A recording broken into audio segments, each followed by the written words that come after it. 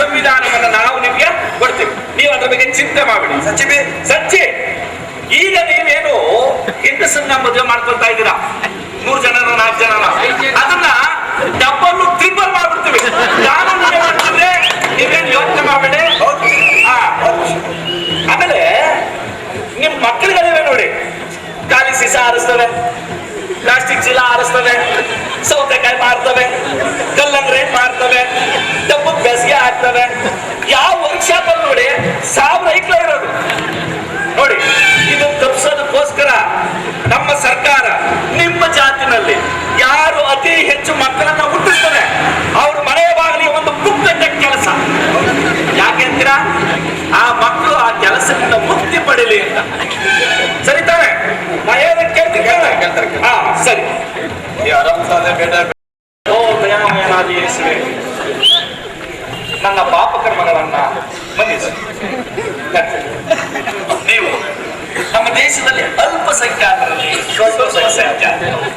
ನಿಮಗೆ ನಮ್ಮ ದೇಶದ ಪ್ರತಿಯೊಂದು ಹೋಬಳಿಯಲ್ಲಿಯೂ ಸಹ ಹೆಚ್ಚು ಜನ ಸೇರ್ತಾರಲ್ಲ ಜಾಗ, ಆ ಜಾಗದಲ್ಲಿ ಒಂದು ಜಾಗವನ್ನ ನಿಮಗೆ ಮೀಸಲಾಗಿರ್ತೀವಿ.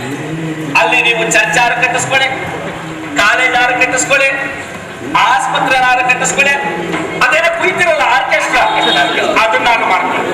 ನಾವು ಕೇಳಲಿಕ್ಕೆ ಬರೋದಿಲ್ಲ.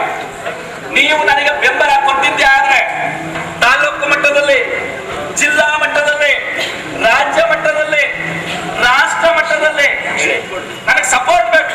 ಸಪೋರ್ಟ್ ಸಿಕ್ಕಿದ್ರೆ ಅಂತಾರಾಷ್ಟ್ರೀಯ ಮಟ್ಟದಲ್ಲಿಯೂ ಸಹ ಒಂದು ಜಾಗವನ್ನ ನಿಮ್ಗೆ ಮೀಸಲಾಗಿರ್ತೀವಿ. ಏನಂತೀರ? ಅದು ಸರಿ. ಆದ್ರೆ ಎಲ್ಲಾ ಜಾಗದಲ್ಲೂ ಕೂಡ ನಮಗೆ ಮತಾಂತರ ಮಾಡಲು ಅವಕಾಶ ಇರಬೇಕು. ಆಯ್ತು ನೋಡಿ, ನಾನು ನನ್ನ ಕುಟುಂಬ ಎರಡನ್ನ ಬಿಟ್ಟು ನಮ್ಮ ದೇಶದ 99% ಜನರನ್ನು ಮತಕ್ಕೆ ಮತಾಂತರಗೊಳಿಸಲು ಕಾನೂನನ್ನೇ ಮಾಡ್ತೀನಿ. ಯೋಚನೆ ಮಾಡಬೇಡಿ. Oh Jesus Christ, you are giving me what I needed. ದಯಾಮಯನ ದೇಶವೇ, ಇಂತಹ ಮಂದಿಯೇ ಈ ನಮ್ಮ ದೇಶದಲ್ಲಿ ಹೆಚ್ಚು ಹೆಚ್ಚು ರಾಜಕಾರಣಿಗಳಾಗಲಿ, ನಮ್ಮ ಧರ್ಮ ಯಥೇಚ್ಛವಾಗಿ ಬೆಳೆಯಲಿ.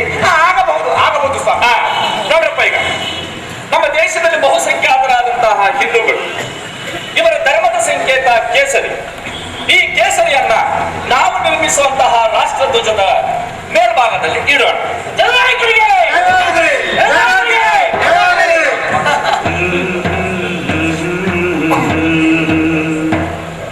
ಇನ್ಸ್ಪೆಕ್ಟ್ರೆ,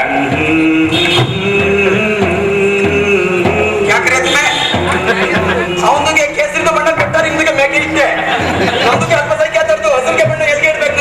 ಸಾಬೆ, ನಿನಗೇನಾದ್ರೂ ಮಾನ ಮರ್ಯಾದೆ ಏನಾದ್ರು ಇದ್ರೆ ನಾನು ಹೇಳ್ದಂಗೆ ಕೇಳ್ಬೇಕು.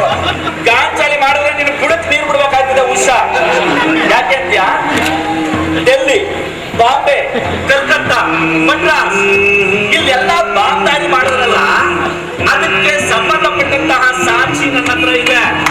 ಸ್ವಲ್ಪ ಗಾಂಚಾಲಿ ಗಿಂಚಾಲಿ ಮಾಡಿದ್ರೆ ನೀನು ಅದನ್ನ ಹೊರಗಡೆ ಬಿಡಬೇಕಾಗಿದೆ. ಉಷಾ, ಅದೆಲ್ಲ ಕೇಳ್ತಿದ್ದಾರೆ. ಈಗ ನಾವು ನಿರ್ಮಿಸ್ತಾ ಇರುವಂತಹ ರಾಷ್ಟ್ರ ಧ್ವಜದ ತಳಭಾಗದಲ್ಲಿ ಮುಸಲ್ಮಾನ್ ಬಾಂಧವರ ಧರ್ಮದ ಸಂಕೇತವಾದಂತಹ ಹಸಿರನ್ನ ತಳಭಾಗದಲ್ಲಿಡೋಣ. ನಮ್ದಕ್ಕೆ ನಾಯಕರಿಗೆ, ನಮ್ದಕ್ಕೆ ನಾಯಕರಿಗೆ, ನಮ್ದಕ್ಕೆ ನಾಯಕರಿಗೆ. ಇನ್ನ ನಮ್ಮ ದೇಶದಲ್ಲಿ ಅಲ್ಪಸಂಖ್ಯಾತರಲ್ಲಿ ಸ್ವಲ್ಪ ಸಂಖ್ಯಾತರು ಕ್ರಿಶ್ಚಿಯನ್ ಬಾಂಧವರು, ಇವರ ಧರ್ಮದ ಸಂಕೇತ ಬಿಳಿ. ಇದನ್ನ ನಾವು ನಿರ್ಮಿಸ್ತಾ ಇರುವಂತಹ ರಾಷ್ಟ್ರ ಧ್ವಜದ ಮಧ್ಯಭಾಗದಲ್ಲಿ ಇಡೋಣ. ಜನನಾಯಕರಿಗೆ, ಜನನಾಯಕರಿಗೆ, ಜನನಾಯಕರಿಗೆ. ನೋಡಿ, ಈಗ ನಾವು ಹೊಸ ರಾಷ್ಟ್ರ ಧ್ವಜವನ್ನ ನಿರ್ಮಾಣ ಮಾಡಿದ್ವಿ. ಮೊದಲು ಹಸಿರು. ಈಗ ಇದಕ್ಕೆ ನಿಮ್ಮೆಲ್ಲರದು ಒಪ್ಪಿಗೆ ಇದೆ ತಾನೆ? ಇದೆ. ಅದರ ಬಗ್ಗೆ ಸ್ವಲ್ಪ ವಿವರಣೆ ಕೊಟ್ಟರೆ ನಮಗೆ ಹೇಗೆ ಹಾಗೆ ಮಾಡ್ತೀರಂತ ಅರ್ಥವಾಗುತ್ತೆ. ನೋಡಿ, ಬಹುಸಂಖ್ಯಾತರಾದಂತಹ ಹಿಂದೂಗಳ ಚಿಹ್ನೆ